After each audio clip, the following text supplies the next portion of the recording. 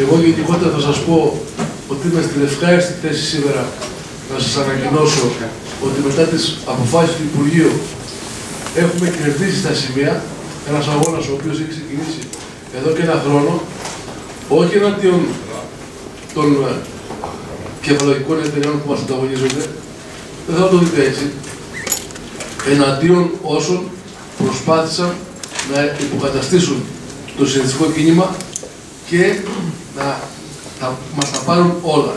Γιατί περί αυτού πρόκειται. Τώρα λοιπόν βρισκόμαστε στο σημείο να μπορεί το ΩΣΔΕ να γίνει σε συνεργασία απευθείας με τον ΟΠΚΕΠΕ, έτσι ώστε να μην κατασπαταλούνται τα 7-8 εκατομμύρια τα οποία πήγαιναν σε ταμεία που τελικά αυτά τα ταμεία έστρεψαν τα βέλη εναντίον μας. Είναι μια μεγάλη μέρα. Γιατί ιστορικά δικαιωνόμαστε, γιατί υποκαθιστάμε κάποιες αδικίες και κάποιες τρευλώσεις που παραλίγο να γίνουν πραγματικότητα. Και αυτά είναι πιο πράγματα.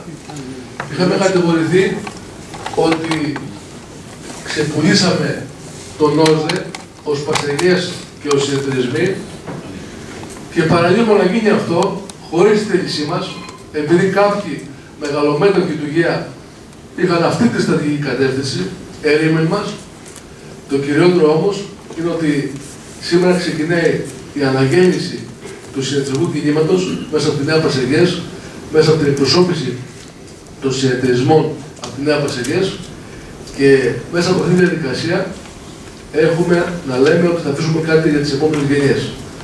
Η Νέα Πασεγές δεν έχει στόχο το ΩΣΔΕ. Η Νέα Πασεγές έχει στόχο να στηρίξει τους συνεταιρισμούς.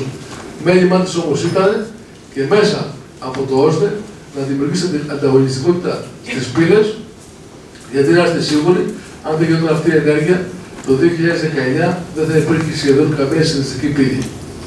Και αυτό το καταλάβετε στην πορεία, θα το καταλάβουν και οι άλλοι που ακόμα, επειδή είναι αναδαείς, επειδή φοβούνται ή επειδή είναι αργυρώνητοι, δεν έχουν τολμήσει ακόμα να τοποθετηθούν. Πιστεύω όμως ότι όσον όπου θα γίνει και αυτό. Δεν θέλω να πω